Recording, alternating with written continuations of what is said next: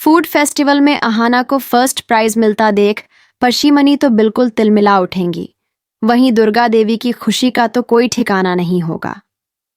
जी हाँ दोस्तों, सीरियल बड़े घर की छोटी बहू के आने वाले एपिसोड में हमें बहुत से उतार चढ़ाव देखने को मिलेंगे। अहाना हर मैदान में सफल होना चाहती है, लेकिन अकेले किसी भी इम्तिहान में फर्स्ट आना बिल्कुल आसान नहीं होता। मगर अहाना के लिए यह कारनामा अब मुश्किल नहीं रहा, क्योंकि उसके सिर पर दुर्गा देवी जैसी सास का हाथ है, जो कभी भी अहाना का साथ नहीं छोड़ती। और अगर मुश्किल समय में कोई अहाना की मदद कर सकता है, तो वह सिर्फ और सिर्फ दुर्गा देवी हैं। मोहल्ले में फूड फेस्टिवल का आयोजन होता है, जहां सब लोग अपने हाथ के बने लजीज खाने पेश करते हैं। इस फेस्टिवल के विजेता को एक चमचमाती ट्रॉफी के साथ मोटी रकम भी मिलती है। अहाना हर प्रतियोगिता में हिस्सा लेना और जीतना चाहती है, इसलिए वह एक बार फिर अपनी सास दुर्गा देवी से अनुमति मांगती है। दुर्गा देवी ने अहाना से कहा, तुम्हारा एफएम रेडियो हर वक्त चालू ही रहता है। पहले तुम्हारे कहने पर हमने घर में पार्टी की और जैसे तैसे बच गए। फिर रेस्टोरेंट गए और वहां भी भगवान के आशीर्वाद से कोई परेशानी नहीं हुई। लेकिन अब तुम कह रही हो कि फेस्टिवल में हिस्सा लेना है। मैं यह अनुमति तुम्हें नहीं दे सकती।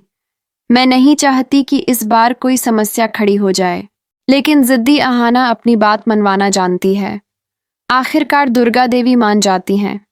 सिर्फ यही नहीं, बल्कि अपने हाथों से उसे स्वादिष्ट रेसिपी भी बताती हैं। ये सब देखकर पशीमनी को शक हो जाता है कि दुर्गा देवी और बहुएं जरूर कोई ना कोई खिचड़ी पका रही हैं। लेकिन उसे असली प्लान का पता नहीं चलता।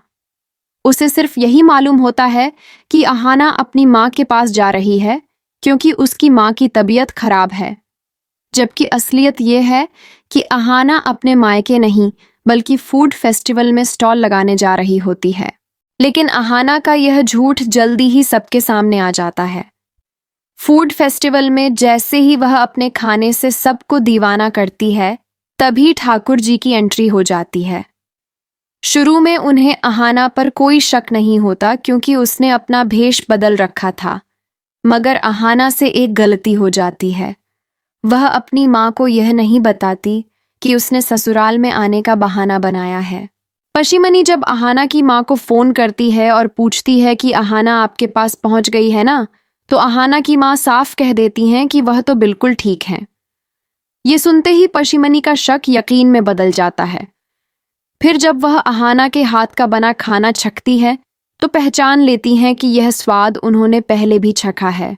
इसी बीच ठाकुर जी की नज़र उन डिशेस पर पड़ती है जो सुबह दुर्गा देवी ने अपनी बहुओं के साथ मिलकर बनाई थीं। उन्हें तुरंत पता चल जाता है कि यह कोई विदेशी शेफ नहीं, बल्कि उन्हीं के घर की छोटी बहू है। इसके बाद ठाकुर जी हंगामा करने लगती हैं, ताकि अहाना को सबके सामने जलील कर सकें। लेकिन एक बार फिर दुर्गा देवी सामने आती हैं। वह अपनी छोटी बहू का पूरा साथ देती हैं और उसकी इज्जत पर कोई भी आंच नहीं आने देती।